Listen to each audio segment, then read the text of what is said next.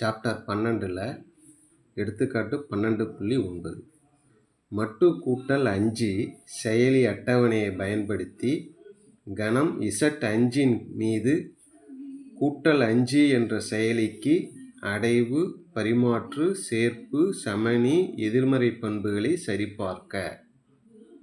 இந்த மட்டு கூட்டல் அப்படிங்கிறது என்னன்னா, இப்போ 1 + 1 என்ன வரும்? 2. 2 + 2 4. 4 + 2 6ன்னு வரும் இல்லையா? 6ன்னு எழுதக்கூடாது. ஏன்னா 5ஐ விட மட்டு கூட்டல் 5 இல்லையா?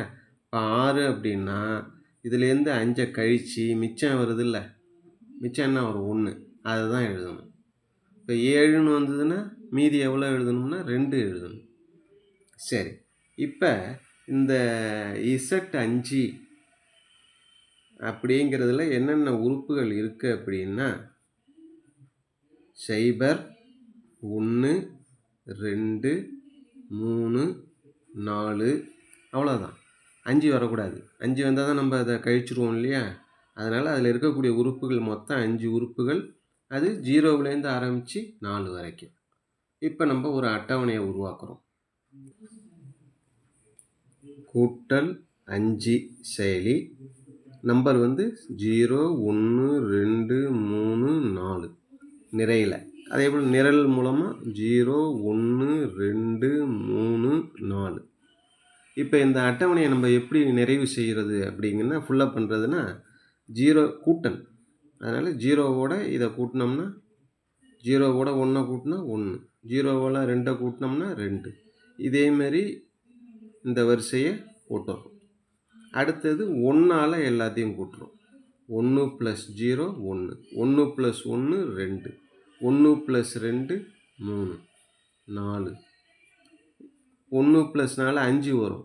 5 வந்தால் என்ன செய்யணும்? 5லேருந்து 5ஐ கழித்து மிச்சம் 0. அடுத்தது 2, 2 + 0 2. இதேமாரி இந்த அட்டவணையை முழுவதும் நம்ம நிரப்பி விடுறோம். ஃபுல்லாக பண்ணியாச்சு. இப்போ 4ஐயும் கூட்டினா என்ன வரும்? 8 வரும். 8 வந்தால் நம்ம என்ன செய்வோம்? 8 வந்தால் அதுலேருந்து ஒரு 5ஐ கழித்து மிச்சம் என்ன வருதோ அதை தான் இங்கே எழுதணும். இதே மாதிரி இந்த அட்டவணையை முழுவதும் பூர்த்தி பண்ணிடுறோம். ஃபஸ்ட்டு நம்ம பார்க்குறது அடைவு பண்பு. அடைவு பண்புங்கிறது என்னன்னா, ஏதாச்சும் 2 உறுப்புகள் எடுத்துக்கிறோம். ஏபின்னு 2 உறுப்பை எடுத்துக்கிறோம். இசட்டில் எடுத்துக்கிறோன்னு வச்சுக்கோம். இந்த ஏயையும் பியையும் கூட்டுனா வரக்கூடிய விடை இருக்கு இல்லையா? அதுவும் இசட்டில் இருக்கணும். இருந்தால் அதுக்கு பேர் தான் என்னென்னா அடைவு பண்புன்னு பேர். இப்போ நம்ம என்ன செய்கிறோம்? அடைவு பண்பு நம்ம நிறைவு செய்கிறதுக்கு இதுலேருந்து ஒரு 2 உறுப்புகள் எடுத்துக்கணும். இசட்லேருந்து 2 உறுப்பு எது வேணாலும் எடுத்துக்கலாம். 1, 2 இதை 2த்தையும் எடுத்துக்கணும். 1ஐயும் 2ஐயும் நம்ம எடுத்துக்கிறோம். எதில்? Z5ல் எடுத்துக்கிட்டு இந்த 2த்தையும் என்ன செய்ய போகிறோம்? கூட்டல். 1 + 2 என்ன வரும்னா 3. 3ங்கிறது எதில் இருக்குது? இசட்டில் இருக்குது. அதனால் 1 + 2 = 3. 3ங்கிறது எதில் இருக்குன்னா இசட் மட்டு கூட்டல் 5ல் இருக்குது. அப்போ நம்ம முன்னாடி சொன்னது போல் ஏபின்னு 2 உறுப்பை எடுத்துக்கிட்டு அதனுடைய கூடுதலும் அதிலே இருக்குது அப்படின்னா அடைவு பண்பு உண்டு. அதே போல் இந்த இடத்துல நமக்கு அடைவு பண்பு உண்டு. அடைவு பண்பு உண்டு. அடுத்தது 2வதாக பரிமாற்று பண்பு. பரிமாற்று பண்புங்கிறது என்னன்னா, ஏயோட பியை கூட்டினாலும் சரி, பியோட ஏயை கூட்டினாலும் சரி, ரெண்டுமே என்னென்னா ஈக்குவல், ரெண்டுமே சமமாக இருக்குது. அப்போ சமமாக இருந்தால் அதுக்கு பேர் தான் பரிமாற்று பண்பு.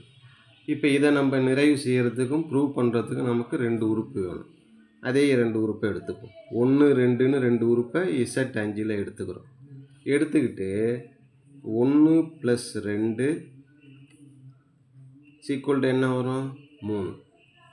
2 + 1 அப்படின்னாலும் என்ன வரும்? 3 தான் வரும்.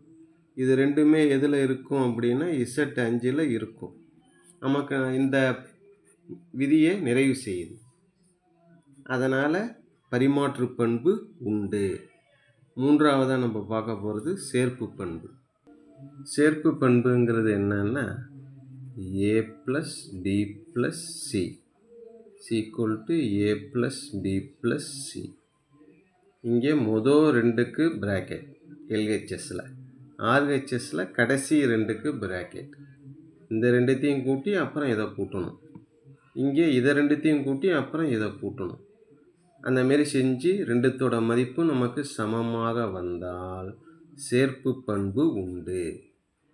இந்த சேர்ப்பு பண்பு கண்டுபிடிக்கிறதுக்கு ஏபிசின்னு 3 உறுப்பு வேணும். அதனால் நம்ம இப்போ என்ன செய்கிறோம், இந்த இசட்டில் இருக்கக்கூடிய 1 2ன்னு 2 உறுப்பு எடுத்தோம் இல்லையா, கூடுதலாக இன்னொரு உறுப்பு 3ஐயும் எடுத்துப்போம். 1 2 3 3ஐயும் இப்போ நம்ம எடுத்துக்கணும். 1 2 3 அப்படின்னு 3 உறுப்பை வந்து நம்ம Z5 எடுத்துக்கிட்டு நம்ம நிறைவு ப்ரூவ் பண்ண வேண்டியது என்ன, 1 + 2 + 3 1 + 2 + 3 இந்த ரெண்டுத்துக்கும் ப்ராக்கெட்டு, அதில் கடைசி ரெண்டுத்துக்கும் ப்ராக்கெட். ரெண்டும் சமமாக இருக்கணும். ரெண்டும் சமமாக வருது அப்படின்னு காமிக்கணும்.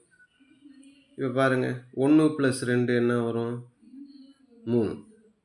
3 + 3 3 3 6.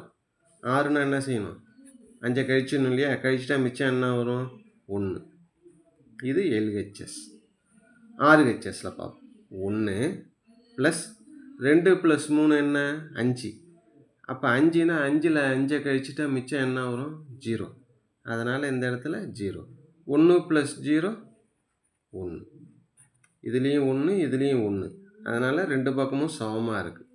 இது a + b + c = இந்த பண்பை நிறைவு செய்யுது. எந்த பண்பு, சேர்ப்பு பண்பை நிறைவு செய்யுது. அதனால் சேர்ப்பு பண்பு உண்டு.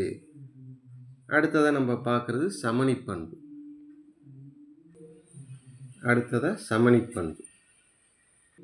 சமணி பண்பு அப்படின்னா என்னன்னா, இப்போ ஒரு 4ன்னு ஒரு நம்பரை எடுத்துக்கிறோம் அப்படின்னா, இதோட கூட்டல்ங்கிறதுனால ப்ளஸ்ஸு, ஏதோ ஒரு நம்பரை கூட்டுறோம். கூட்டுனா நமக்கு 4 வரணும். அப்படின்னா இந்த இடத்துல என்ன இருக்கணும் அப்படின்னா 0 இருக்கணும். அந்த 0க்கு பேர் தான் சமணி பண்பு, சமணி உறுப்பு. இப்போ இந்த அட்டவணையை பாருங்கள். 1 + 0 1. 1ஓட 0வை கூட்டினா 1, 0ஓட 0வை கூட்டினா 1, 0ஓட எதை கூட்டினாலும் அதே எண்ணே வருது. அதனால் இங்கே சமணி உறுப்பு எது அப்படின்னா 0ங்கிறது தான் சமணி உறுப்பு. 0 அப்படிங்கிறது தான் சமணி உறுப்பு. சமணி உறுப்பு = 0. அப்போ சமணி பண்பு உண்டு. அடுத்ததாக நம்ம பார்க்குறது எதிர்மறை பண்பு. இந்த எதிர்மறை பண்பில் எதிர்மறை பண்புங்கிறது என்ன அப்படின்னா, இப்போ 4ன்னு ஒரு நம்பர் இருக்குது. இதனுடைய எதிர்மறை உறுப்பு ஏதோ ஒன்று இருக்கும். அதை சேர்த்தா நமக்கு என்ன ஆன்சர் வரும் அப்படின்னா 0 வரும். 4ஓட எதை சேர்த்தோம்னா 0 வரும் அப்படின்னா இந்த இடத்துல கண்டுபிடிக்கிற உறுப்புக்கு பேர் தான் என்னென்னா எதிர்மறை உறுப்பு. நமக்கு சாதாரணமாக -4ன்னு போடுவோம். ஆனால் இங்கே மட்டு கூட்டல் 5. அதனால் இந்த -4 + 4 0ங்கிறது இங்கே பொருந்தாது. இங்கே எப்படி கண்டுபிடிக்கணும் அப்படின்னா, நமக்கு என்ன வரணும், 0 வரணும். அதாவது 0ங்கிறது சமணி உறுப்பு. ஒரு உறுப்பு எடுத்துக்கிறோம், ஏங்கிற ஒரு உறுப்பு எடுத்துக்கிறோம். அதை அதனுடைய எதிர்மறை பண்புனா அதுக்கு தலைகீழி ஏதோ ஒரு உறுப்பு இருக்குதுன்னு வச்சுப்போம், பின்னு வச்சுப்போம். பெருக்குனா நமக்கு என்ன வரும் அப்படின்னா இ வரும். இந்த இடத்துல இந்த கணக்கை பொறுத்த வரைக்கும் இந்த ஸ்டாருங்கிறது கூட்டல், ஈங்கிறது 0. அப்போ ஏயோட ஏதோ ஒரு உறுப்பை கூட்டினா நமக்கு என்ன வரணும், 0 வரணும். அப்படின்னா அட்டவணையை பார்த்தீங்கன்னா உங்களுக்கு தெளிவாக புரியும். அட்டவணையில் 0 வருது இல்லை, 0 வருதுன்னா 2 உறுப்புகளை கூட்டினா தானே 0 வரும். இங்கே 0 வருது அப்படின்னா 1ஐயும் 4ஐயும் கூட்டினா 0. இங்கே 0 இருக்குன்னா 2ஓட 3 கூட்டினா தான் நமக்கு 0. 4 இருக்குன்னா 4ஓட 1 கூட்டினா தான் 0 வருது. அப்போ 0 வருது அப்படின்னா 4ஓட எதிர்மறை உறுப்பு என்னன்னா 1, 3க்கு எதிர்மறை உறுப்பு என்னன்னா 2, 2ஓட எதிர்மறை உறுப்பு 3, 1ஓட எதிர்மறை உறுப்பு 4, 0ஓட எதிர்மறை உறுப்பு 0 தான். அதாவது 0 எங்கே இருக்கோ அதுக்கு நேராக இருக்கக்கூடிய 2 உறுப்புகளும். இப்போ இங்கே 0 இருக்குன்னா இங்கே இருக்கக்கூடிய 3ம் இங்கே இருக்கக்கூடிய 2ம் 1க்கு 1 எதிர்மறை உறுப்பு. இப்போ அதை நம்ம அப்படியே வரிசையாக எழுதிடுறோம். 0 இருக்கா, 0ஓட எதிர்மறை உறுப்பு 0. அடுத்தது 1 எடுத்துக்கிட்டோம்னா 1ஓட எதிர்மறை உறுப்பு 4, 1ங்கிறதுக்கு 4. 2 எடுத்துக்கிட்டோம்னா 2ஓட எதிர்மறை உறுப்பு 0க்கு நேராக அந்த 2ங்கிற வரிசையில் 0 வரும், 0க்கு நேராக மேலே இருக்கிற அந்த 3. 3 எடுத்துக்கிட்டோம்னா 3ங்கிற வரிசையில் 0, 0க்கு நேராக மேலே இருக்கிற 2.